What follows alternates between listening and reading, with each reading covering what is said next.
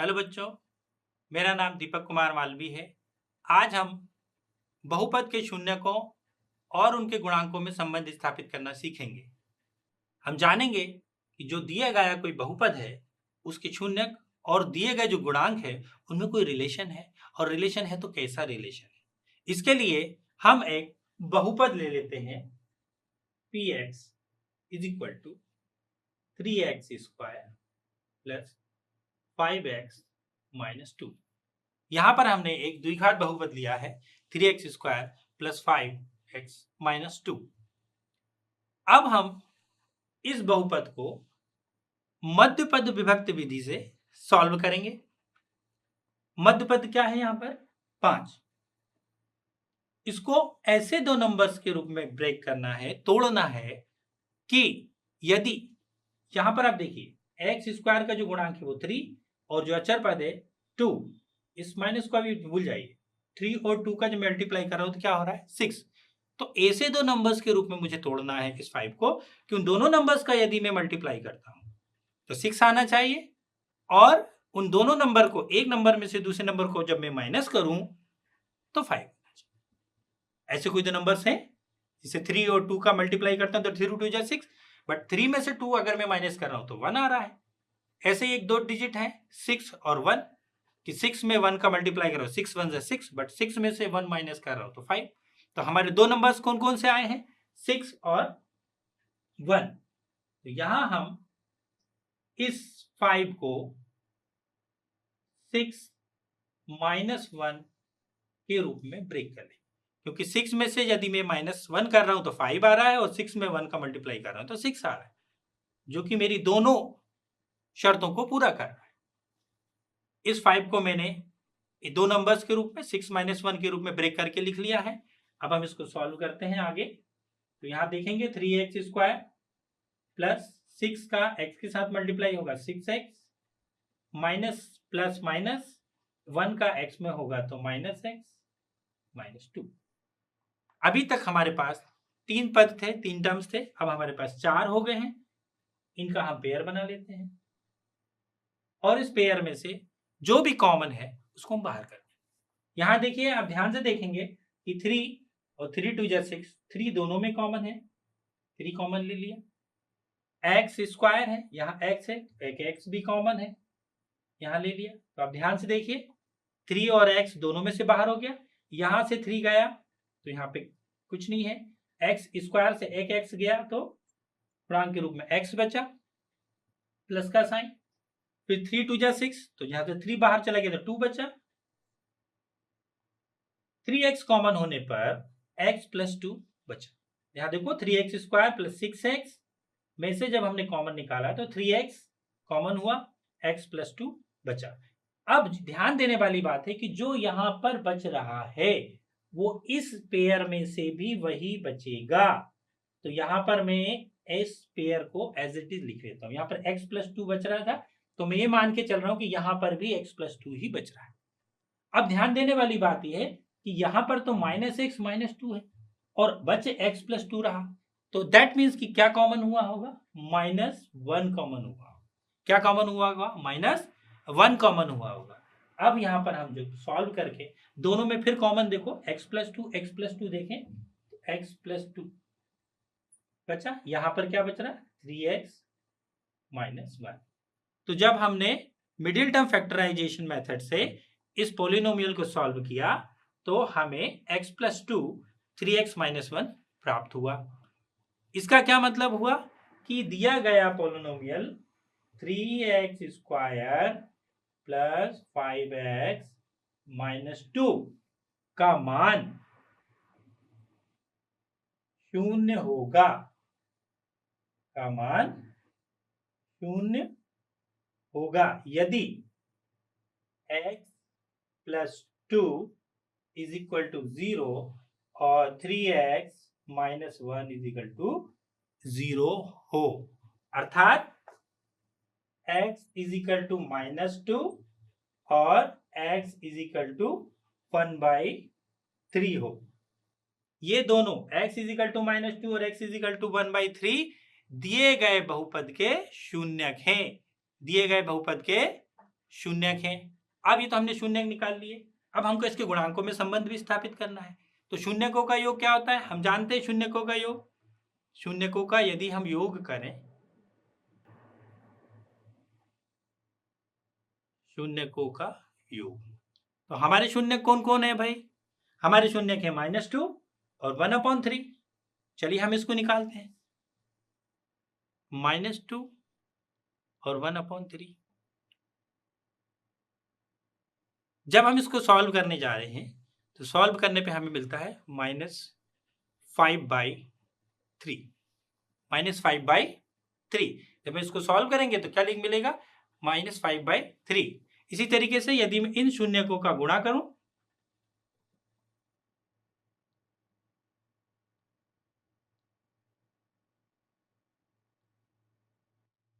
तो शून्य क्या है मेरे पास, -2 और 1/3। जब मैं गुणा कर रहा हूं तो मुझे क्या प्राप्त हो रहा है, -2/3। अब देखो यहां पर -5/3 -2/3 प्राप्त हो रहा है। तो यहां देखो इसके और इसके उसमें कुछ सिमिलैरिटी दिख रही होगी। यहां आप ध्यान से देखेंगे कि ये जो 5 है वो किसका गुणांक है, x का गुणांक है। किसका गुणांक है, x का गुणांक है। तो माइनस ये जो है वो क्या है, x का गुणांक, x का गुणांक अपॉन ये जो 3 है वो क्या है, यहां पर x स्क्वायर का गुणांक। किसका गुणांक है, x स्क्वायर का गुणांक। देखो इसी तरीके से यहां पर आप ध्यान दें, -2 क्या है, अचर पद है, कांस्टेंट वैल्यू, अचर पद। और अपॉन में क्या है, 3 जो कि x स्क्वायर का गुणांक है।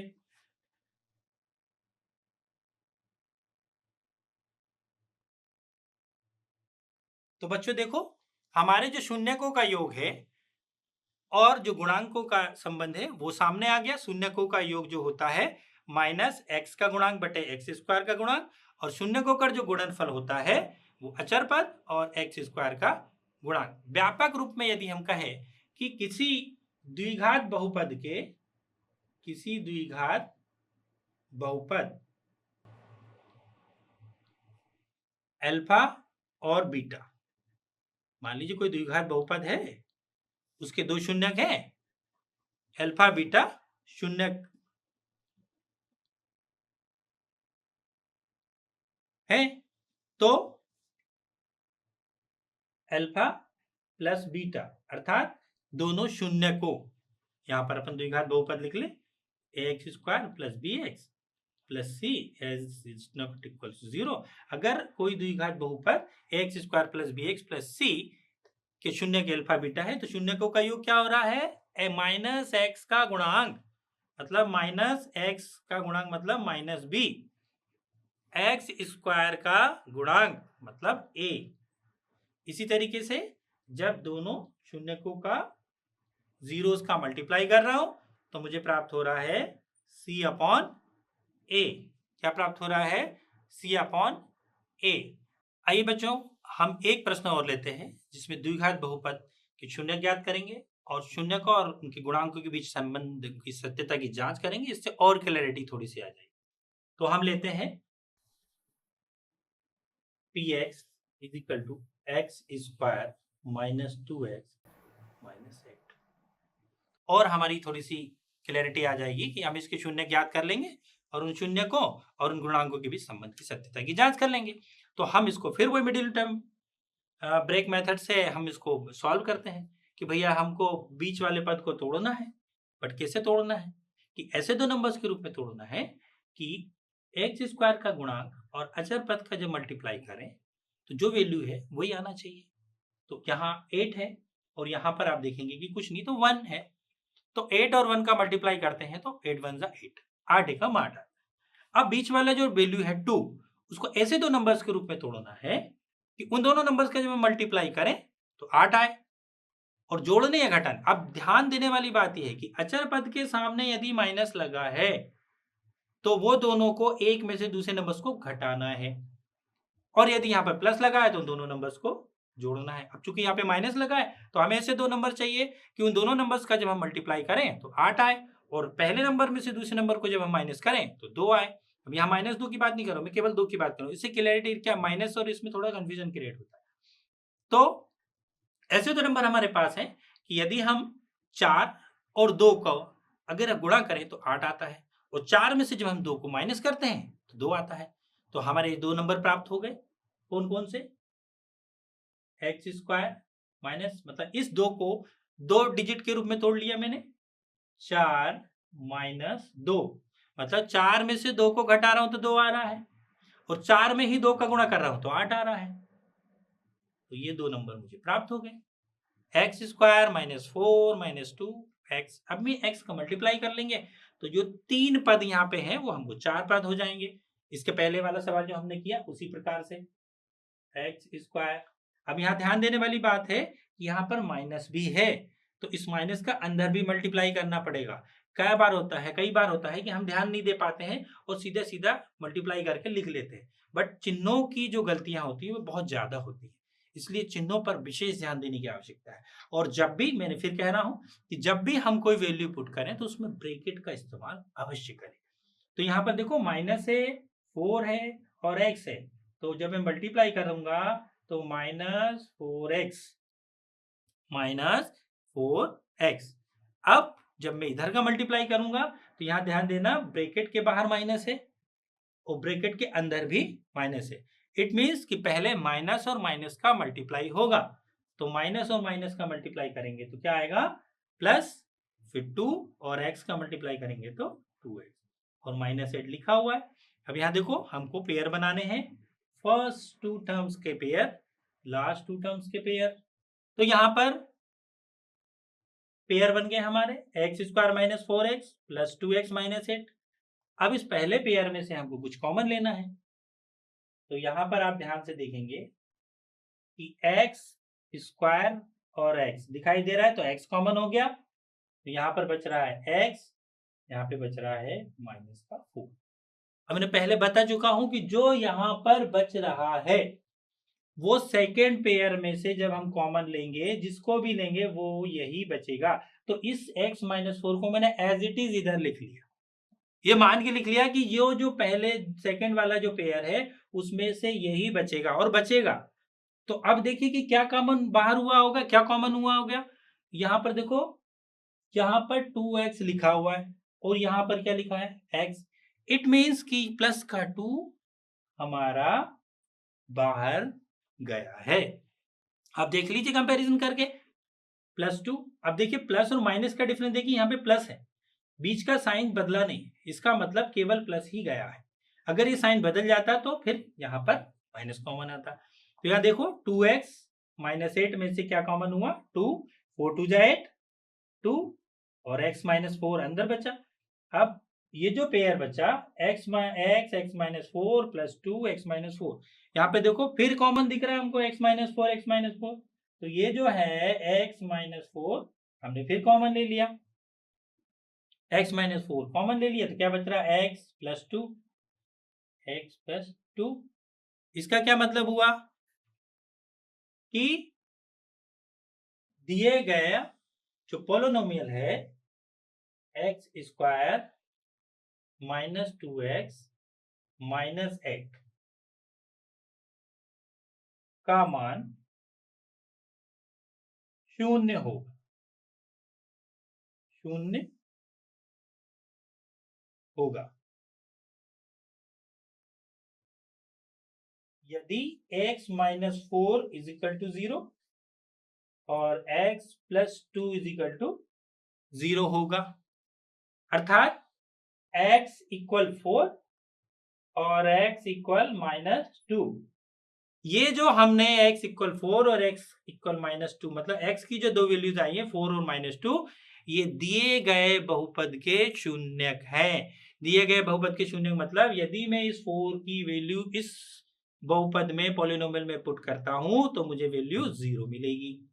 इसी तरीके से अगेन मैं अगर -2 पुट करता हूं तो भी मुझे 0 ही मिलेगा। अब हम यहां पर आते हैं कि ये हमारे दो शून्यक हो गए और ये हमारे गुणांक हो गए। तो यहां पर हमारे गुणांक क्या है, 1 -2 और -8, और यहां पर शून्य क्या है, 4 और -2।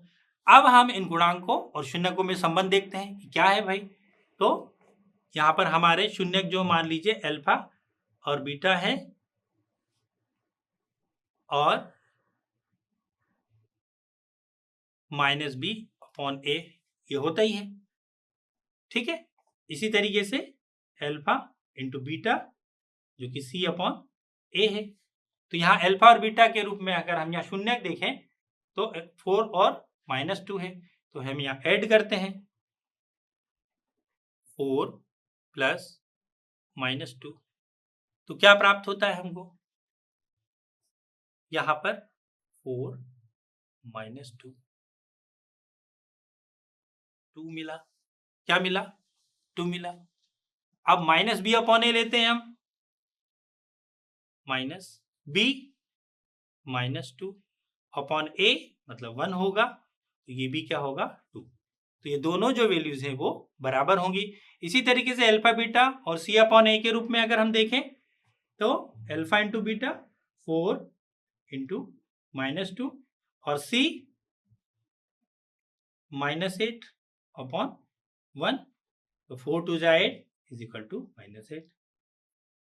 तो कहने का तात्पर्य ये है कि शून्यकों का योग और या शून्यकों का गुणनफल उनके गुणांकों से संबंधित होता है।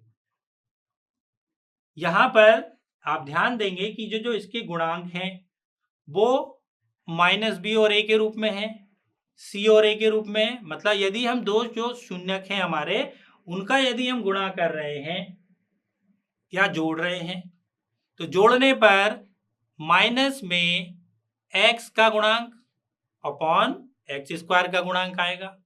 अगर हम गुणा कर रहे हैं तो अचर पद बटे x² का गुणांक आएगा। तो ये दोनों किसी न किसी रूप में संबंधित हैं। तो यहां हमने दोनों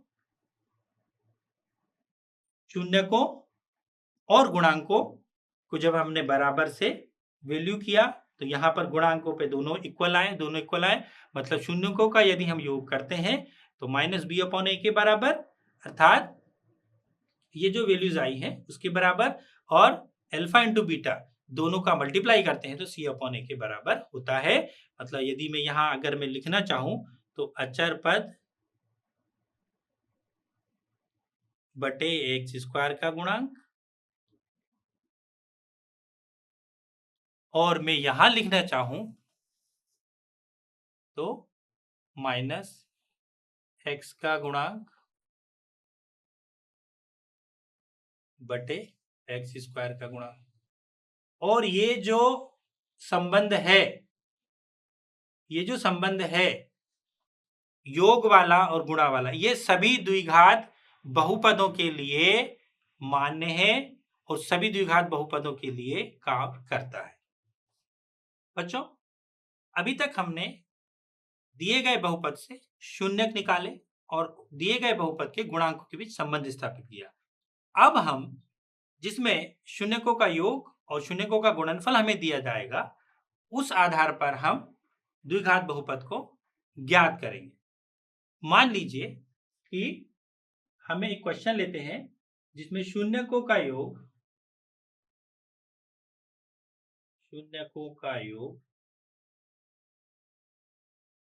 -3 दिया है और शून्यकों का जो गुणनफल है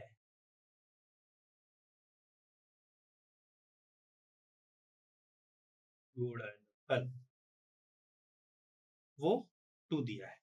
तो अब हमें ना तो यहाँ शून्यक दिए हैं ना ही हमें गुणांक दिए। चूंकि हमें गुणांक और शून्यकों के संबंध के बारे में पता है तो शून्यकों का योग हमें -3 दिया है और शून्यकों का गुणनफल हमें 2 दिया है। तो हम इस आधार पर एक द्विघात बहुपद को ज्ञात करेंगे। उसके लिए हम मान लेते हैं कि माना कि एक द्विघात बहुपद को हम क्वाड्रेटिक पॉलिनोमियल भी कहते हैं इंग्लिश में।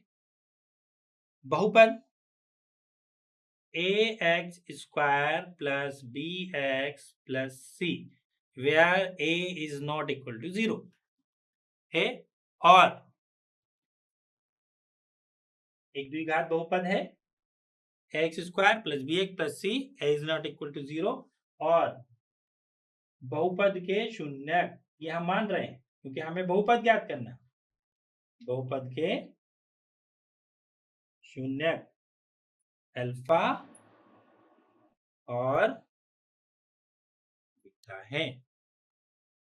शून्यकों का योग हमको दिया है -2 -3, शून्यकों का गुणनफल दिया है 2, तो हमने मान लिया कि माना कि एक द्विघात बहुपद ax square plus bx plus c where a is not equal to 0 और बहुपद के शून्य के अल्फा और बीटा है।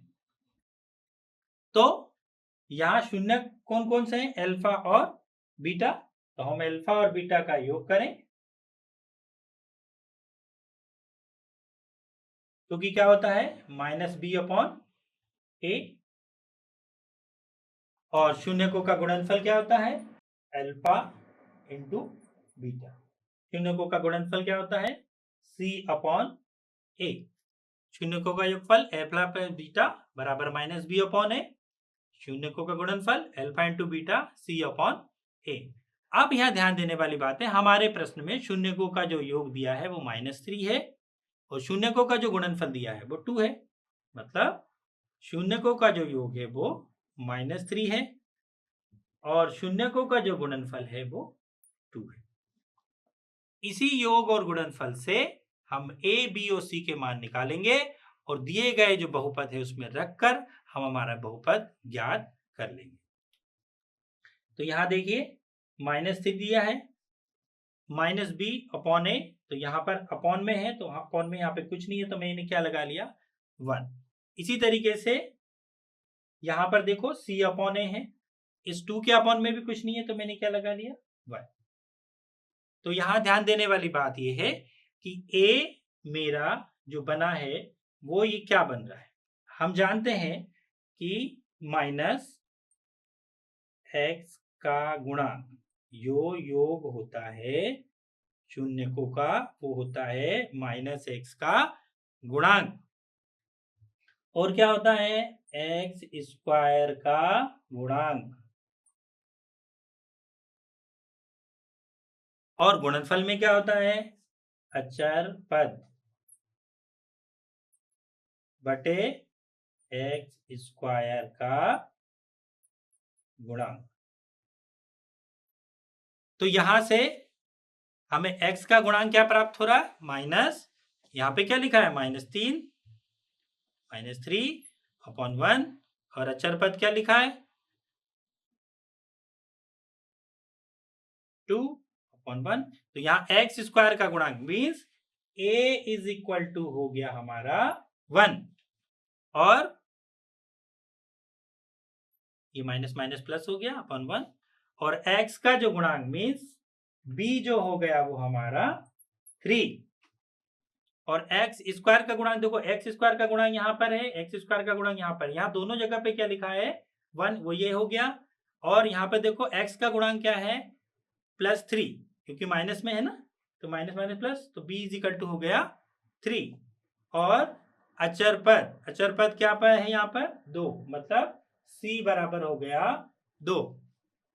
तो जो दिए गए शून्यकों का योग और दिए गए शून्यकों के गुणनफल से हमने दिए गए द्विघात बहुपद ax square plus bx plus c के गुणांकों को ज्ञात कर लिया जो कि a बराबर 1, b बराबर 3 और c बराबर 2 है। अब हम इस दिए गए द्विघात बहुपद में a, b और c का मान रख के हमारा द्विघात बहुपद निकालते हैं।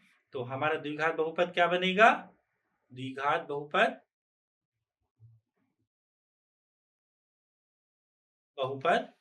क्या है ax square plus bx plus c।